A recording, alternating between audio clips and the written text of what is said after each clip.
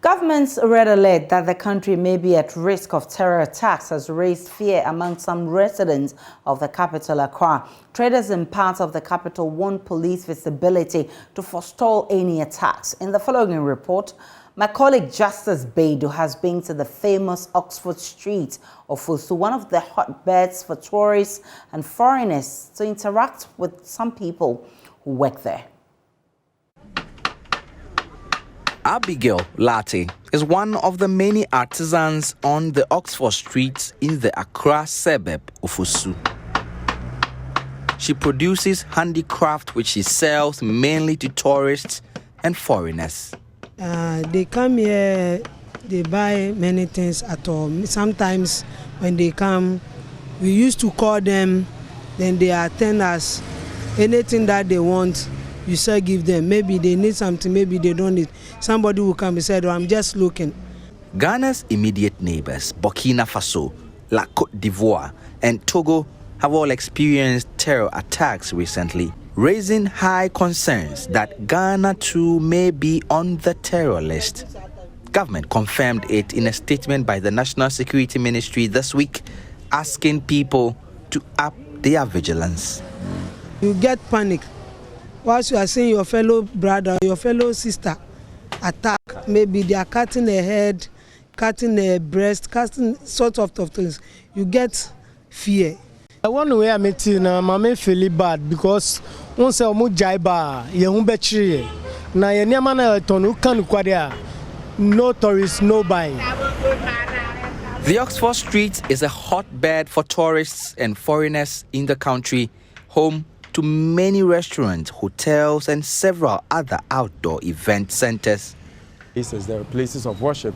Adib Sani is a security analyst who has done a lot of work on anti-terrorism in Ghana. The threat has been there for some time now. Earlier this year, to be specific, in February, there was a UN report that indicated that there's a terrorist warehouse in Ghana, Togo, and in Benin. And we do know that there are some deficits within the Ghanaian society that makes us very susceptible to terrorism, such as the 352 unresolved chieftaincy disputes, the porous borders. We also have issues with human insecurities, particularly unemployment that is pushing a lot of young people into desperation and, of course, into uncertainty. We have issues with the proliferation of small arms and light weapons, which, according to the Kofi Annan International Peacekeeping and Training Center in 2014, in a baseline survey, estimates at well over 2 million. What is going on? Everybody must be alert, so that we should be careful about how those foreigners, people attacking other countries and other areas. So we think that when they come here, we will like the government to give us more security. As here we have some small police are here. Sometimes you can see military people passing over. So even if they come here safe, we can get some small security, but we need more security to support us in this place. I think government needs to go beyond just securing our borders. Unfortunately, where we have gotten to, we would now have to look within.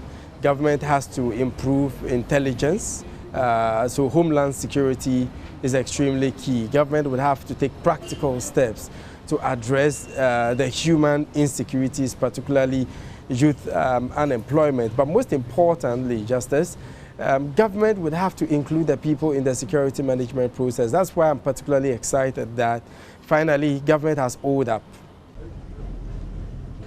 Back in Osu, Abigail is hard at work. People like her and the many who work here continue to be upbeat, waiting to see what happens to their otherwise peaceful Oxford streets. Justice Baidu, Joy News, Accra.